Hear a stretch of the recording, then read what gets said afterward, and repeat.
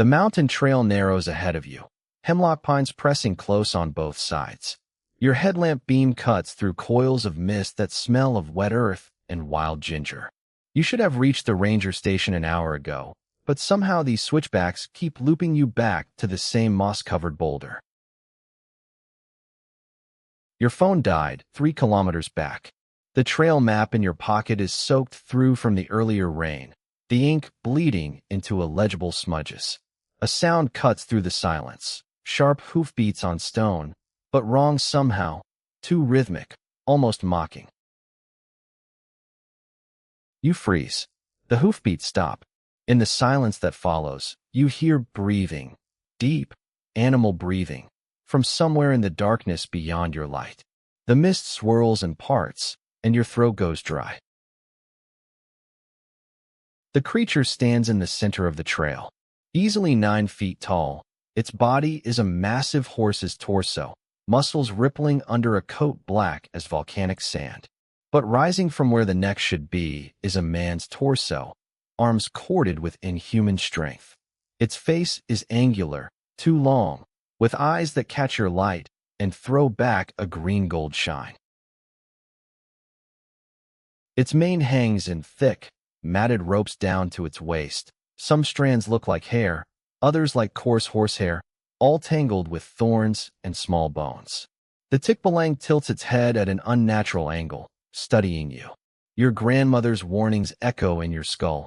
Never challenge them, never run, never show fear. You lower your gaze, staring at the muddy ground. I mean no disrespect, you say in Tagalog. The words your Lola taught you for moments you hoped would never come. I am only passing through. The Tikbalang laughs, a sound like metal scraping stone. It moves closer with unsettling grace. Each hoof falls silent now, deliberate. You can smell it. Wet animal musk mixed with petrichor and something else, something ancient and wild. It circles you slowly. You force yourself to remain still, eyes down, every muscle screaming at you to bolt. Your fingers find the inside of your shirt collar. There, the tiny knot your grandmother tied into the fabric last Christmas. To reverse their magic, she'd said. You turn your shirt inside out as casually as you can manage, hands shaking. The Tikbalang stops moving. Its head swivels toward you with that sickening, too fluid motion. For a moment, nothing happens.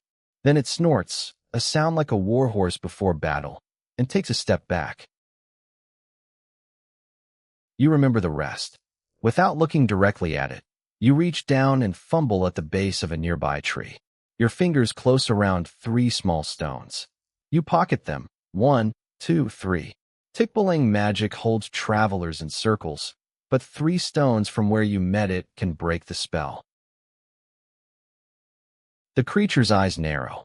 It knows what you've done.